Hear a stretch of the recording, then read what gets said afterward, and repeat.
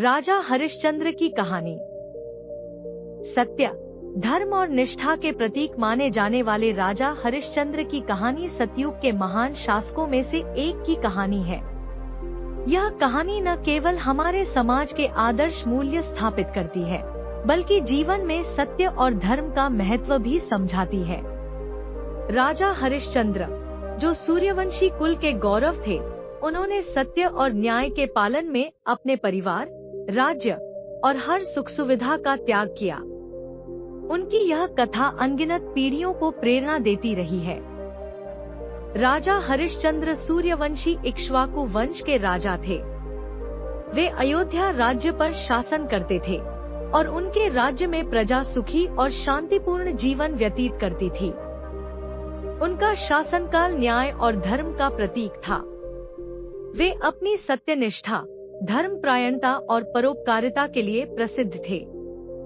उनकी प्रजा उन्हें न केवल एक कुशल प्रशासक, बल्कि एक आदर्श पुरुष के रूप में भी देखती थी।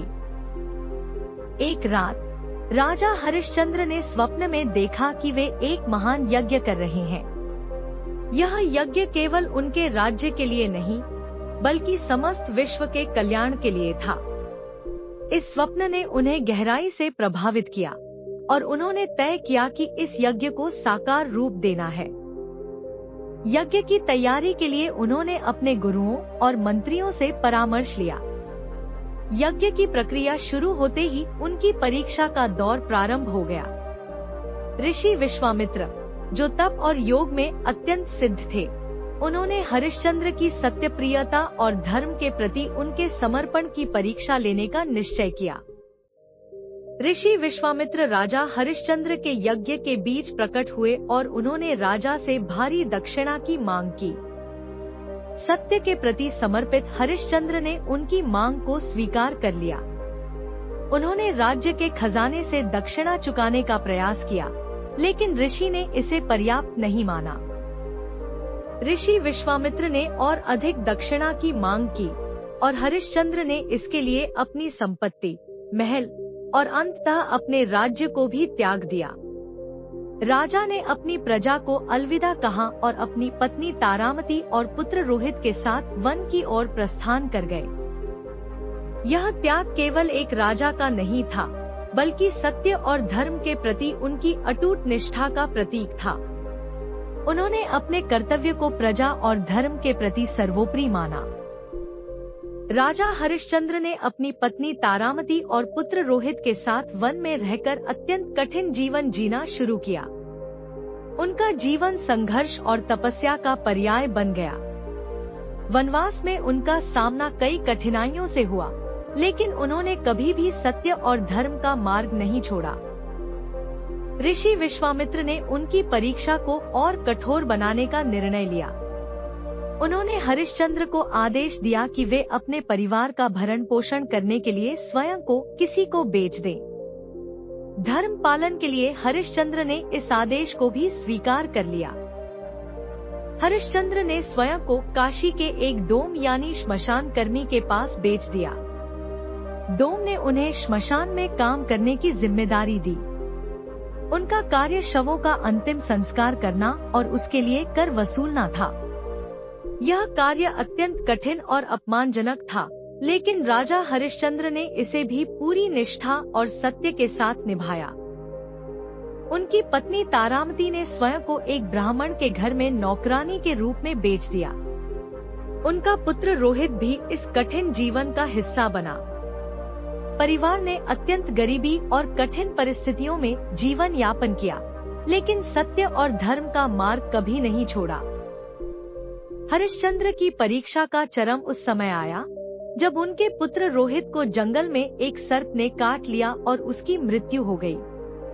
तारामती अपने पुत्र के शव को लेकर श्मशान पहुंची और हरिश्चंद्र से अंतिम संस्कार करने की अनुमति मांगी। हरिश्चंद्र, जो श्मशान कर्मी के रूप में कार्य कर रहे थे, उन्होंने नियमों का पालन करते हुए कहा कि अंतिम संस्कार के लिए कर चुकाना होगा। तारा के पास कर चुकाने के लिए कुछ भी नहीं था। इस स्थिति में तारामती ने अपने अंतिम गहने गिरवी रखकर कर चुकाया। जब हरिश्चंद्र ने देखा कि यह उनकी अपनी पत्नी और पुत्र हैं, तो उनका हृदय दुख और करुणा से भर गया। लेकिन उन्होंने अपने कर्तव्य और सत्यनिष्ठा को नहीं छोड़ा। हरिश्चंद्र की सत्यनिष्ठा, धैर्य और धर्म पालन से देवता अत्यंत प्रसन्न हुए। स्वयं ऋषि विश्वामित्र ने भी उनकी परीक्षा में उनके त्याग और समर्पण को देखा। अंततः देवताओं ने प्रकट होकर राजा हरिश्चंद्र और उनके परिवार को उनके सभी कष्टों से मुक्त कर दिया। देवताओं ने उनके पुत्र को जीवन दान दिया और उनके राज्य, संपत्ति और सम्मान को वापस लौटाया। ऋषि विश्वामित्र ने राजा की महानता को स्वीकार किया और उन्हें आशीर्वाद दिया। हरिश्चंद्र की कहानी हमें बताती है कि सत्य और नैतिकता पर चलना भले ही कठिन हो, लेकिन अंततः यह सबसे महान और सार्थक मार्ग है। उन्होंने अपने जीवन के हर पहलू में सत्य और धर्म का पालन किया, भले ही इसके लिए उन्हें अपार कष्ट झेलने पड़े। उनकी यह जीवन गाथा हमें प्रेरित करती है कि हम जीवन में नैतिकता, ईमानदारी और सत्य के प्रति दृढ़ रहें। यह कहानी हमें सिखाती है कि सत्य और धर्म का पालन जीवन में सबसे बड़ा गुण है। चाहे कितनी भी कठिनाइयां क्यों न आएं, सत्य और नैतिकता के मार्ग पर चलने वाला व्यक्ति अंततः विजय प्राप्त करता है। राजा हरिश्चंद्र की कहानी भारतीय संस्कृति और साहित्य का एक अमूल्य हिस्सा है।